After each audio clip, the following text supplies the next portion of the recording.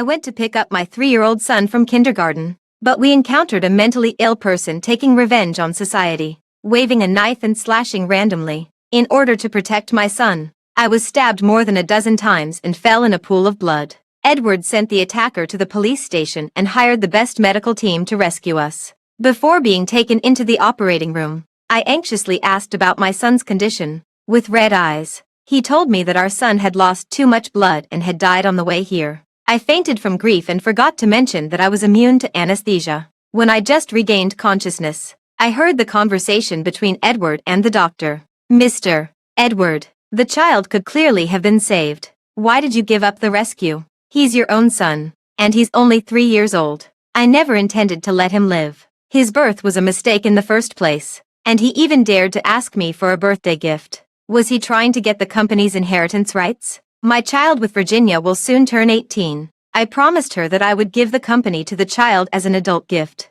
and I will never let anyone compete with him for it. It turned out that the marriage I thought was happy was nothing but an endless hell. Since that's the case, I'll let them go. Hello, everyone. Welcome to my channel. Subscribe us to read wonderful novels every day. Now the story begins. The doctor looked at my abdomen, which was stabbed and covered in blood, and sighed. I just examined it. Madam is so severely injured. Fortunately, her uterus can still be saved, and she may have the chance to be a mother again in the future. Who gave you permission to save her uterus? Remove it immediately and make sure she can never get pregnant again. The doctor opened his eyes in shock and said urgently, Mr. Edward, you will hand over the company to Virginia's son in 3 days. Even if Madam gets pregnant in the future, it won't interfere with anything. She just lost her child, and now you want to remove her uterus. Is it really necessary to be so ruthless? Edward gently stroked my face, but the words he said were extremely heartless. Letting her give birth to that bastard was already my biggest mistake. I never expected that the bastard would actually dare to ask me for a birthday gift. He must be after the company's inheritance rights. I swore to Virginia that I wouldn't let anyone compete with our child for the family property, even though she married someone else back then. I must help them get rid of future troubles forever. The door of the operating room was knocked, and the man's slovenly voice was extremely harsh in the silent operating room. Mr. Edward, thank you for helping me forge the psychiatric appraisal and getting me released without charge. I've already helped you get rid of that little brat. What about the reward you promised me? I'll have someone transfer 5 million yuan to your account. Take the money and get out of Beijing immediately. Never show up in front of Shirley again. All right, let's start the operation quickly. I still have to accompany Virginia to pick up the customized gift for Devon. Oh, and remember to give more anesthesia. Don't let Shirley feel the pain. As the footsteps faded away, I closed my eyes tightly, gritted my teeth, and held back my tears. It turned out that that person wasn't really mentally ill at all. He was actually an executioner specially hired by my husband to reassure the woman he loved. My Dylan. He was only 3 years old, and on his birthday, he died in a murder carefully planned by his own father because of a trumped-up charge. My body is immune to anesthesia, and the cold medical instruments stirred inside my body, as if they were going to tear me apart. I fainted from the pain. When I opened my eyes again, Edward was looking at me with red eyes, his voice full of tenderness and concern. Shirley, you're finally awake. Does it still hurt? I've been waiting outside the operating room. You have no idea how scared I was. Losing Dylan is already the greatest pain of my life. If something happens to you, I won't want to live either. Shirley, the doctor said that your abdomen was stabbed so severely that it damaged your uterus, and you won't be able to have children in the future. But don't worry,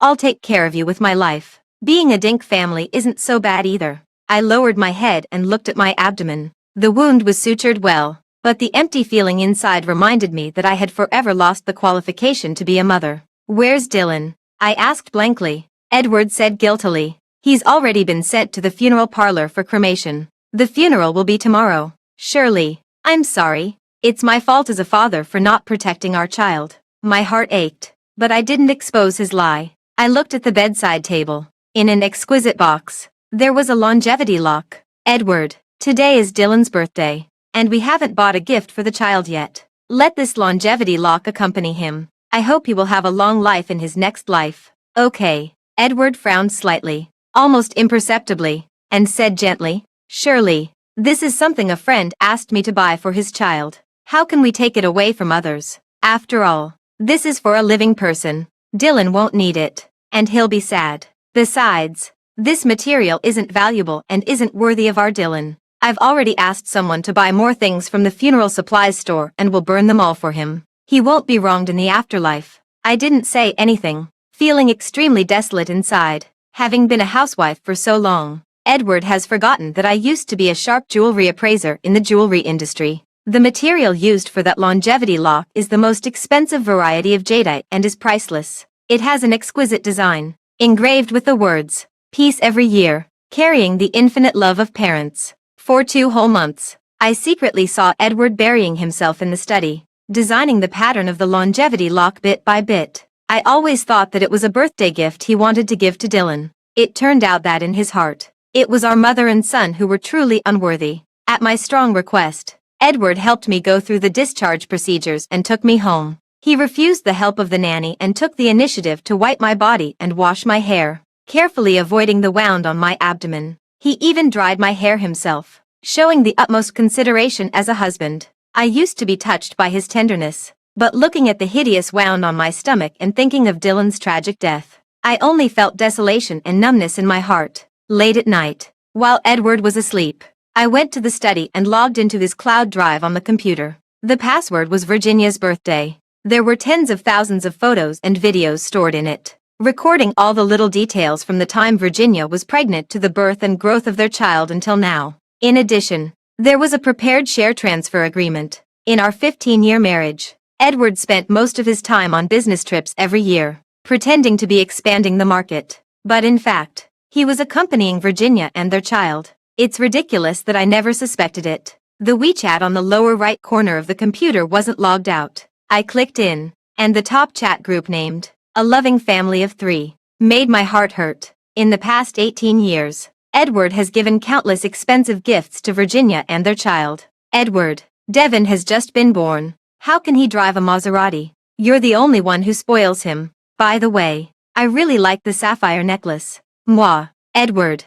Devin is 3 years old today. The island you gave him has such a beautiful scenery. You'll arrive in the afternoon. Right. Devin can't wait to see his father." And these favors were things that I and Dylan had never experienced. I gave up my promising career prospects and married Edward at the age of 20, willingly being the woman behind him, accompanying him through thick and thin. I exhausted my body and couldn't get pregnant for a long time, and he seemed indifferent about it. I originally thought that he didn't want to put pressure on me and was grateful for his tolerance. In the 15th year of our marriage, I finally got pregnant, but Edward wasn't as happy as I had imagined. He just smiled symbolically. But when I saw the photo of him kissing Virginia's swollen belly with ecstasy, I realized that he already had a child with someone else. And my Dylan, in his eyes, was like a sudden attack of appendicitis, something he was eager to get rid of. No wonder Edward made excuses of being busy with work and going abroad every year on Dylan's birthday.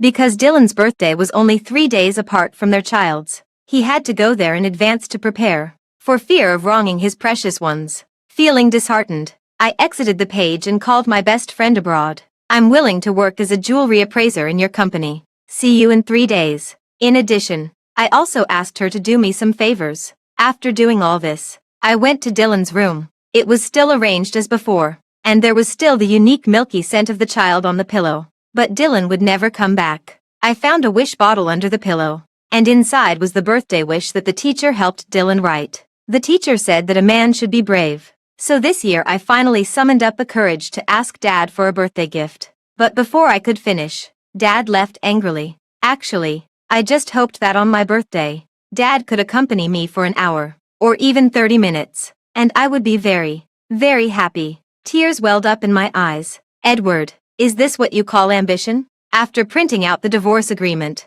I hugged Dylan's quilt, smelled his scent, and cried all night. The next day, despite his cleanliness, Edward personally helped me clean the mucus oozing from the wound, changed my dressing, and carefully wrapped it with gauze. The nanny looked envious, but my heart was like still water. When he saw my red and swollen eyes, he felt extremely sad. "Shirley, I know you miss Dylan. I miss him more than you do, but you have to take care of your own body. I've already lost my favorite child and can't afford to lose you.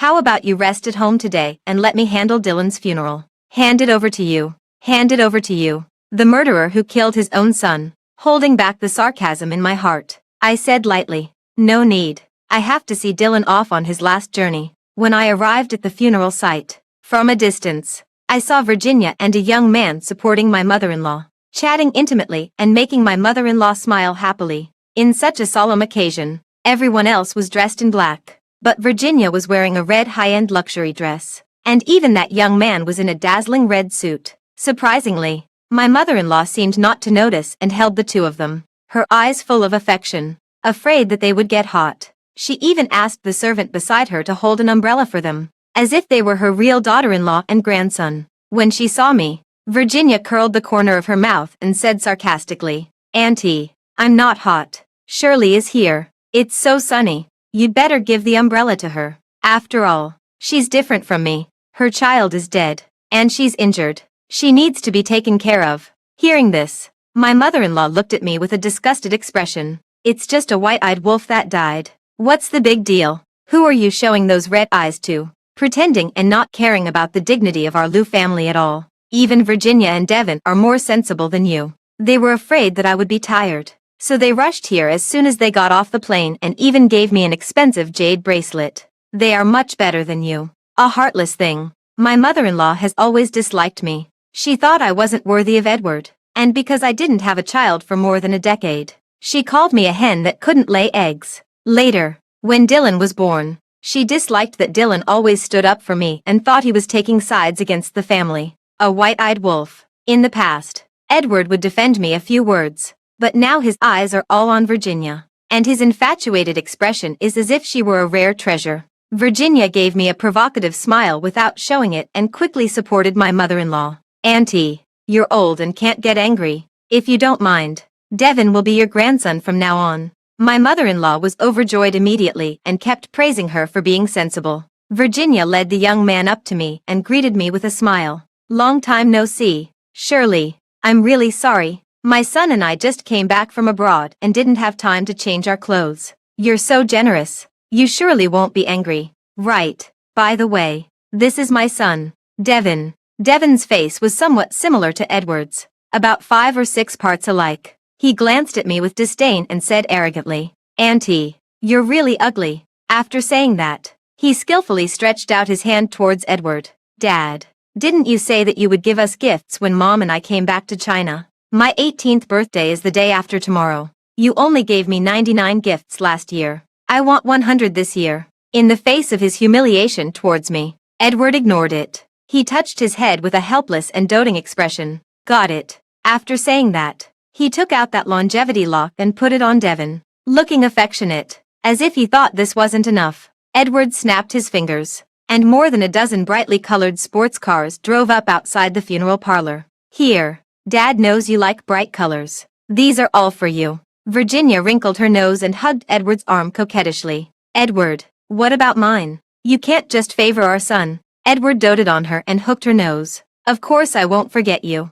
After saying that, 2 people got out of each car, holding more than 30 sets of jewelry. The styles, designs, and materials were all different, and the only thing they had in common was that they were all extremely valuable. One of the sets was once worn by a noble concubine in a certain dynasty. Virginia happily kissed his side face and looked as charming as a young girl. "Wow, aren't these the items from the royal auction in Europe the day before yesterday? The cheapest set is worth over 100 million yuan. You bought them all for me. Edward, you still love our mother and son the most, but with all this expense, won't Shirley be angry?" Dylan's funeral was turned into an exhibition of luxury cars and jewelry by them, and I, wearing an old-fashioned black suit, without any makeup, with eyes as swollen as walnuts, compared with Virginia, who was wrapped in glamour and had a delicate makeup, looked even more like a ridiculous shrew. Not to mention the things Edward gave to Dylan in recent years, which were not even a fraction of the price of one of Devin's sports cars.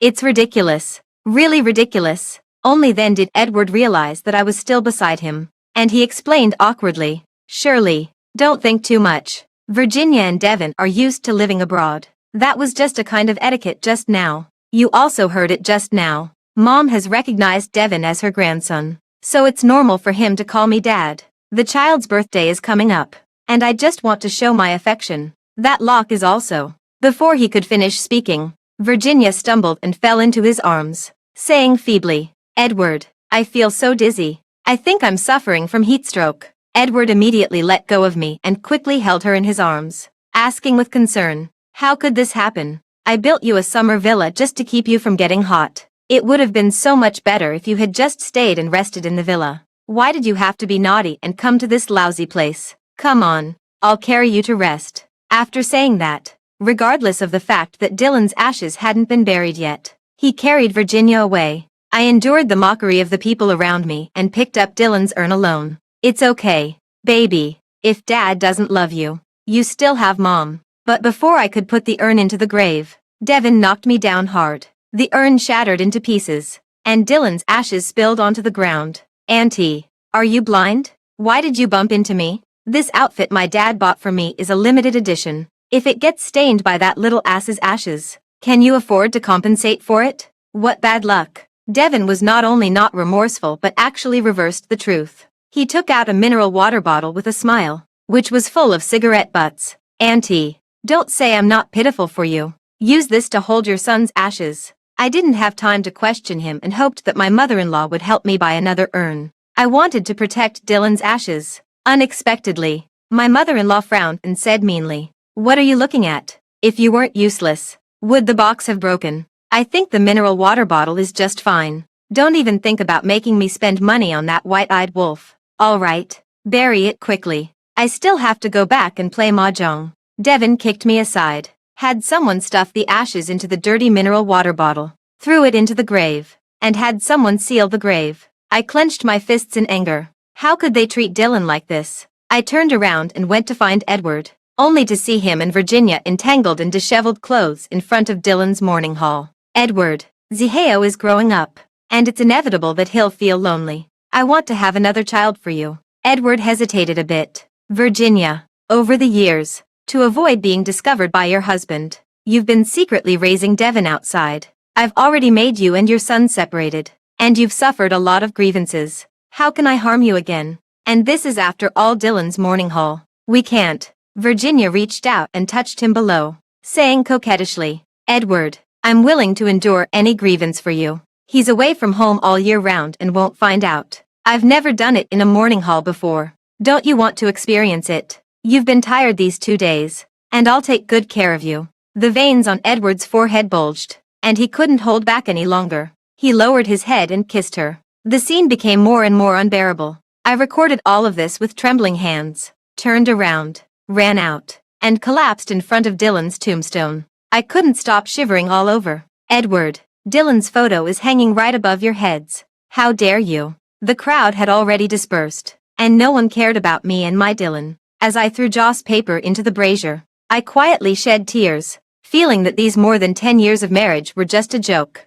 Suddenly, the brazier was kicked over, and sparks flew onto my hand, making me startle. Virginia suddenly appeared, smiling like a victor. "Shirley, isn't it exciting to watch me and Edward having sex in front of your son's spirit? No matter how much Joss paper you burn, your little short-lived son won't come back. Originally, if you had never been able to have a child, I wouldn't have bothered with you. But you actually dared to have a child with Edward. No one is going to take even a penny away from my son. The property of the Shin family belongs to our mother and son, and Edward loves me the most. To make me feel at ease, he was even willing to kill your son. Being a woman like you is really shameful. If I were you, I would just smash my head to death now." I couldn't bear it anymore and stood up.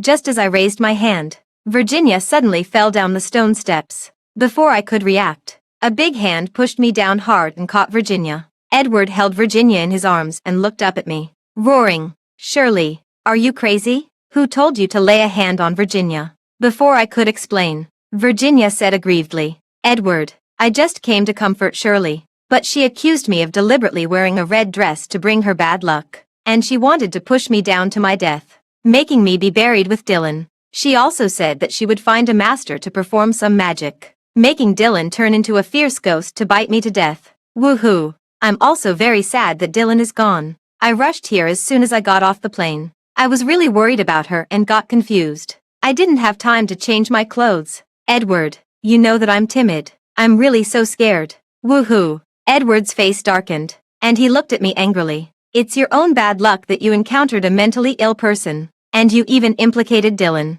Virginia was kind enough to comfort you out of fear that you would be sad and blame yourself, even if you don't appreciate it. Why did you push her? So what if she wore a red dress? Virginia said she didn't do it on purpose. Maybe Dylan liked bright colors. Why are you being so picky? You even used Dylan to curse Virginia. You won't even let him rest in peace after he's dead. Is this what a heartless mother like you does? Did I implicate Dylan? Am I being picky? Am I heartless? I pointed at Dylan's tombstone with tears in my eyes and shouted, Edward, if you think I'm heartless, then do you have a clear conscience? Do you dare to tell Dylan in front of his tombstone why he died? What kind of surgery did you ask the doctor to perform on his mother? Edward frowned and said, What are you shouting about? Of course, it's because you didn't protect Dylan well that he died a tragic death. As for that surgery, is there something wrong with me asking the doctor to save your life? Surely, I think you really should go and have your head checked. Stop pretending to be crazy here and quickly apologize to Virginia.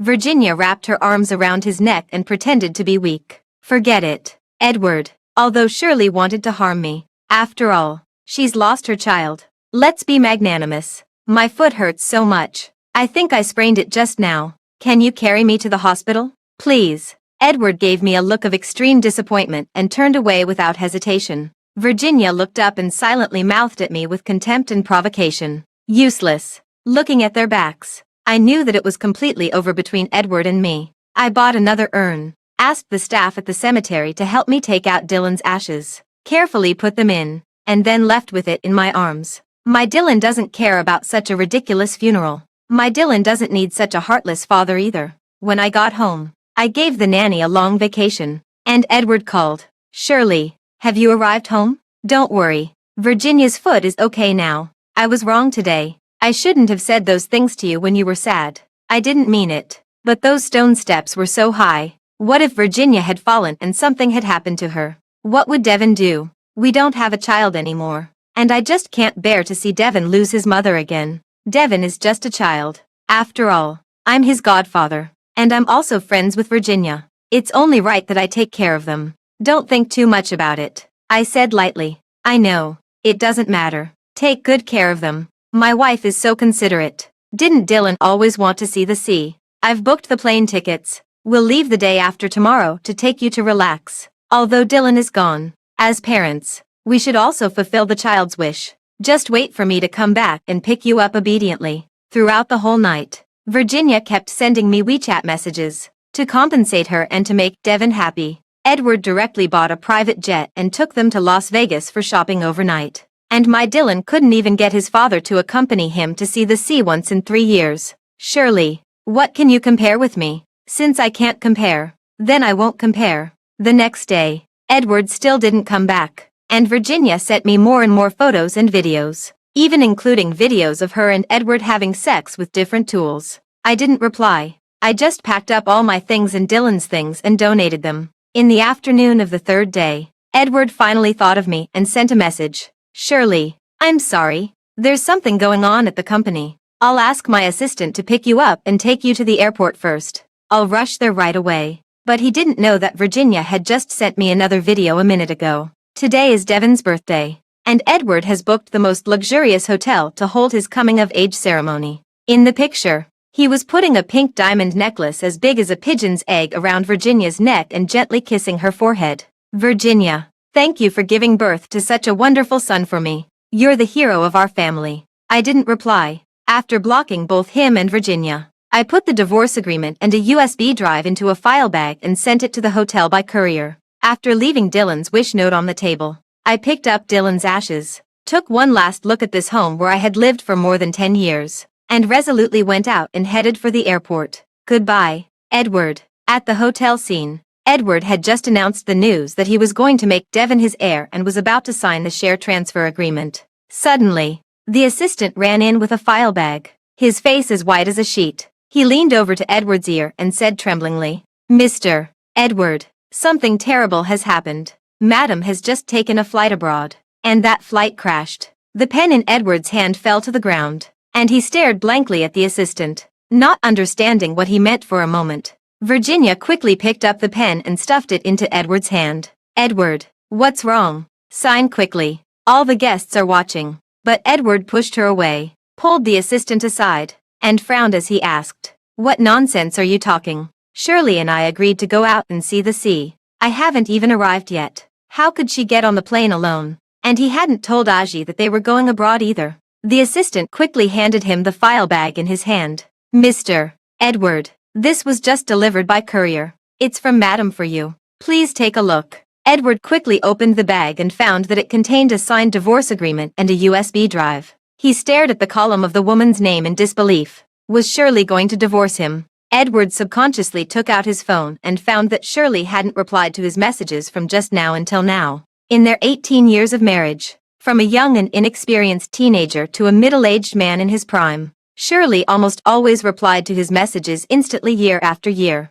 This was the first time such a situation had occurred. Edward felt a little uneasy and quickly sent messages to Shirley. "Shirley, where are you? Why aren't you replying to me? Shirley, what's going on with the divorce agreement? It's not April Fool's Day today. Don't play such a joke." The next second, he stared with wide eyes at the red exclamation mark. Shirley had actually blocked him. When he called, there was only a reminder that the phone was turned off. She had probably blocked him too. But why? Edward felt an unprecedented panic in his heart and turned to leave. But Virginia grabbed him. "Edward, Devon's coming-of-age ceremony isn't over yet. Didn't you say you were going to hand over the company to him today? Where are you going?" "Shirley's plane crashed, and I have to go and see." Virginia caught a glimpse of the divorce agreement and sneered. "Shirley wants to divorce you. I really underestimated her scheming. Isn't she just jealous that you protected me that day? She actually threatened you with faking her death and divorce. Doesn't she just want you to go and accompany her? Her methods are really despicable. Today is Devon's coming-of-age ceremony. Just because her own son died, does she have to bring bad luck to our Devon?" Devon took the USB drive and said with disdain, "Dad, I've dealt with this kind of woman a lot. On the surface, they play the game of breaking up or pretending to commit suicide. Then they go and post sad messages on their moments, and they have to attach some selfies with tears. It's all just to keep a man's heart. Playing hard to get. Ugly people always make a fuss." Virginia laughed. "That's right. Our Devon is so smart. He can see through a green tea bitch at a glance." Looking at the mother and son laughing together, Edward frowned. This was already the second time Devon had humiliated Shirley. He had originally thought that the child was young and spoke bluntly. But Virginia was an adult, wasn't she? Not only did she not teach the child the correct values, but she also abetted him. Was this what a mother should be like? Shirley would never be like this. Dylan had been educated to be very polite. Edward suddenly felt very disgusted in his heart. Looking at Virginia again, he no longer had the feeling of being attracted to her as before. Just as he was about to speak, Devon, as if to prove that what he said was right, played the content of the USB drive on the large screen at the scene. There was only one audio recording in it. When he heard that voice, Edward's face instantly turned pale. I confess everything. It was Mr. Edward who gave me 5 million yuan and instructed me to pretend to be mentally ill and stab Miss Shirley and her son. It would be best to directly stab that little brat to death because he wanted to clear the obstacles for his and Virginia's soon-to-be adult child. When I went to ask him for the money, I also heard him ask the doctor to remove Miss Shirley's uterus." Edward's head was buzzing. He pushed aside Devon, who was standing there in a daze, and eagerly looked at the date of the audio recording. 3 days ago. Edward staggered back 2 steps. So, Shirley had known everything so early. So, she had already planned to leave him. He had thought he had kept it a perfect secret. Edward could hardly imagine how desperate Shirley must have felt at the moment she learned the truth. Why had things turned out like this? This was completely different from what he had originally expected. He had originally thought that after giving the company to Devon to make up for his debt to Virginia and her son, he would spend the rest of his life properly by Shirley's side. There was an uproar in the room. After the guests were shocked, they all showed looks of disdain. "I knew it. Why would President Liu of the Liu Corporation give the company to an outsider for no reason? It turns out that's his illegitimate son. Just for a lowly mistress and an illegitimate son, he actually killed the son of his original wife. I don't believe Virginia didn't know about it. How shameless. I heard that she went to someone else's child's funeral with her son, wearing all red clothes. And she had the nerve to say she didn't have time to change. Does she think others are fools? How long would it take to buy a black outfit on the street? She was just deliberately provoking Shirley. She got the benefits and still pretended to be innocent. She's not afraid of retribution. The voices grew louder and louder, and Virginia's face turned paler and paler. She looked at Edward with tears in her eyes. Edward, they're slandering me. Please speak up for me. But Edward, who had always protected her in the past, seemed to have lost his soul at this moment. He didn't even look at her and turned to walk outside. He kept muttering to himself, Shirley won't leave me. She won't be in any danger. I have to go find her. However, his mother suddenly appeared and blocked his way. His mother looked at him with dissatisfaction. Where are you going? I've already heard. That unlucky woman is dead. I've always disliked that shabby and useless woman anyway. Let her die. Just right. Ziheo is your biological son, and I like him very much. You might as well just marry Virginia and her son into the family. Edward was taken aback. Mom, what are you talking about? Virginia has her own husband. Why should I marry her? Didn't Virginia tell you? She's actually not married at all. She had her own difficulties when she went abroad. After all these years, she has raised such a big son for you. Don't worry about the past anymore. Marry her into the family. Virginia shyly took Edward's hand. Edward, I deserve to endure any grievance for you. Shirley doesn't deserve you. She can't even give you a child. The two of us are the most suitable. Since she's dead, then we can. Unexpectedly, Edward shook off her hand and looked at her coldly. Grievance. What grievance have you endured? Over the years, I've spent several times more time with you than Shirley. The gifts I gave you and the money I gave you are things that Shirley has never received. But she has never complained even once. Because of you, Shirley lost her child and can no longer have children. If you're not even guilty, how dare you say she doesn't deserve me? The one who is truly wronged is Shirley. What grievance do you have? Virginia, what happened between you and me is in the past. Whether you're married or not has nothing to do with me. Because I have a clear conscience towards you. Shirley is my wife, and she won't die. Also, I never knew that you actually raised Devon into such a spoiled and arrogant second-generation rich kid. The matter of the share transfer is off. Don't let me hear you say anything bad about Shirley again. Otherwise, don't blame me for turning against you without mercy. He then looked at his mother and threatened faintly. Mom, you're getting old. Just play your mahjong well and don't meddle in my affairs. Unless you want to experience the taste of only receiving the minimum alimony stipulated by the state every month. After saying that, Edward didn't look at them again and rushed out of the hotel without looking back. Edward rushed home like a madman. But when he saw the scene in front of him, he collapsed to the ground. Shirley had cleaned up all her things and Dylan's things, not leaving him even a single thought. Only a small piece of paper was left on the table, with Dylan's birthday wish written on it. Edward still remembered that day when Dylan said to him timidly, Dad, can I have a birthday gift this year? At that time, his heart was only filled with Virginia and Devon. He thought that at such a young age, Dylan had such great ambition and was very angry. He didn't even listen to the rest of the child's words and left directly. It turned out that Dylan's wish was actually so simple and humble. He also never knew that the child actually loved him so much, even though he had never given him a smile. In contrast, all Devon did was keep asking him for money and cars, and there was nothing else. Edward hung his head dejectedly and gave himself a hard slap. What on earth had he done? The confident and capable elite in the business world now looked so embarrassed. The assistant looked at him with pity and said in a low voice, Mr. Edward, I just asked. The rescue team hasn't found Madam yet. Falling into the sea from such a high place and after such a long time. Madam might. Before he could finish speaking, he was interrupted by Edward with red eyes. It's impossible. Shirley won't die. We agreed to be together for a lifetime. She won't leave me alone.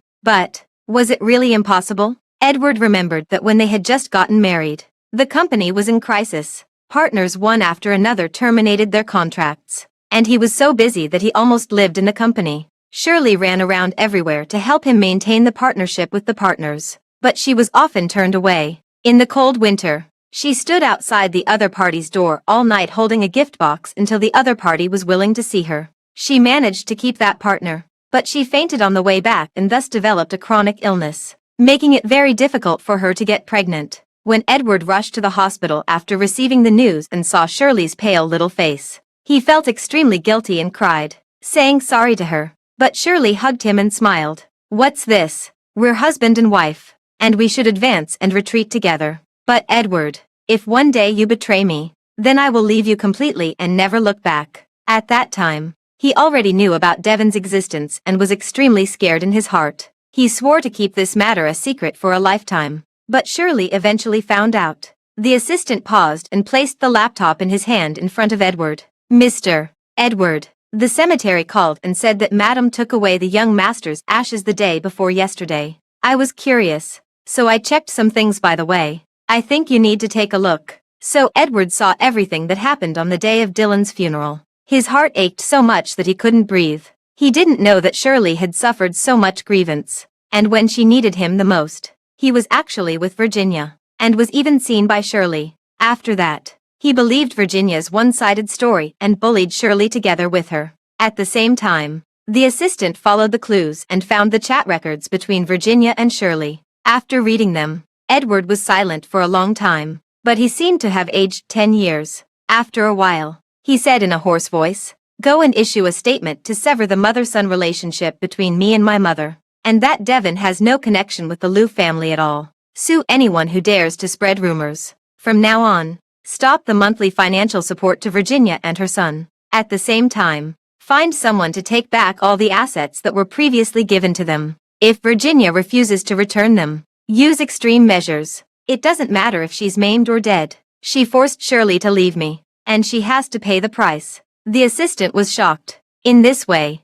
Devon would become a bastard without a father. After the assistant left, the doctor suddenly called. "Mr. Edward, how is Madam's wound recovering? Remember to go to the hospital for regular checkups." "She won't go." "What?" Edward's voice choked. Shirley knew the truth about Dylan's death and that surgery. "She wanted to leave me, but the plane crashed." The doctor was silent for a while and then sighed. "Mr. Edward, there's something I haven't told you. When we were operating on Madam that day, the corner of her mouth kept bleeding. When I checked, I found that her tooth was broken. I originally thought it was done by that person, but listening to what you said, she should be immune to anesthesia and didn't want you to find out that she heard everything. She actually bit it off herself. I can't imagine how much pain she was in at that time." Edward covered his face in pain. "Stop. Please stop.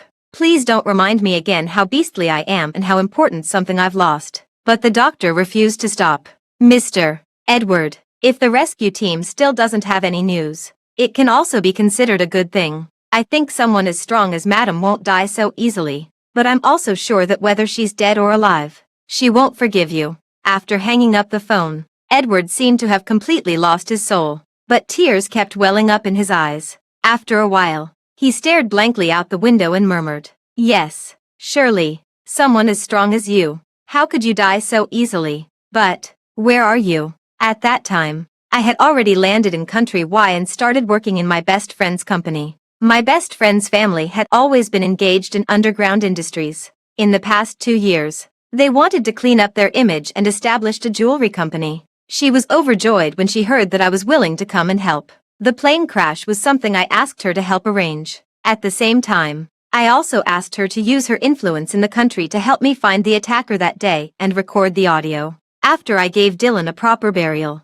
I began to devote all my energy to work. Only in this way could I forget everything in the past as soon as possible. I didn't deliberately pay attention to the news from my home country, but the hot search was too eye-catching. Edward had severed the relationship with his mother, only giving the minimum standard of alimony every month and refusing his mother's request to meet. He had retrieved everything he had given to Virginia and firmly denied that Devon was his son. Devon had been spoiled, and his living conditions suddenly dropped. He actually committed a burglary and was sent to prison. The reason why Virginia gave birth to Devon in the first place was to continuously extort money from Edward. Now that her dream had been shattered, she hadn't worked for many years and had no skills. Without Edward as an economic source, she actually chose to sell her body. Unfortunately, she was no longer young, and her leg was broken by the debt collectors. Her income was very meager. Once, because she couldn't reach an agreement on the price with a customer and had a dispute, she was hacked to death in bed.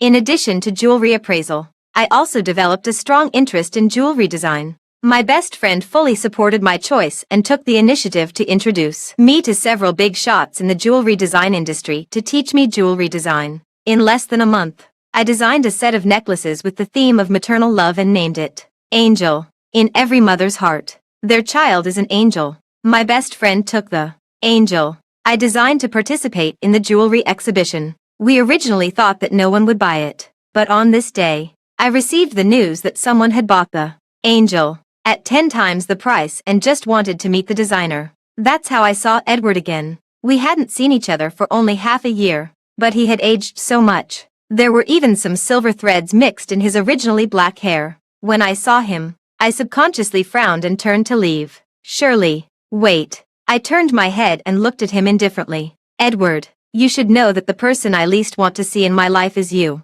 Edward's eyes showed disappointment, and he nodded awkwardly. I understand. I saw Dylan's birthday wish, and I know that I've made an unforgivable mistake. I just wanted to see you. As long as I can confirm that you're still alive, I'll be satisfied. Shirley, how are you doing? I sneered sarcastically. Without Mr. Edward by my side to harm me, of course I'm doing well. If you never show up again, I'll be even better. Edward's face turned pale, and he couldn't say anything for a long time. After a moment, he smiled bitterly. I should have known you would say that, but I'm always unwilling. I always thought I still had a chance. But when I saw the look in your eyes, I understood that I've lost you forever. The doctor looked at my abdomen, which was stabbed and covered in blood, and sighed. I'm sorry for you in this life, and I'm sorry for our Dylan. I'll give you and your son an explanation. In the future, please fly freely, and I'll always bless you. After saying that, he turned around and staggered away. Only a wet spot was left where he had just stood. A week later, a huge sum of money was transferred into my account. At the same time, the news of Edward's surrender made it to the domestic hot search, and the person who pretended to be mentally ill was also sent to prison along with him. A few days later, the news of Edward's suicide in prison came. When he died, he was holding the angel necklace tightly in his hand. No one knew how he managed to bring the necklace in, but that no longer mattered. When I received the news, I gently stroked Dylan's photo. My angel could finally rest in peace. The end.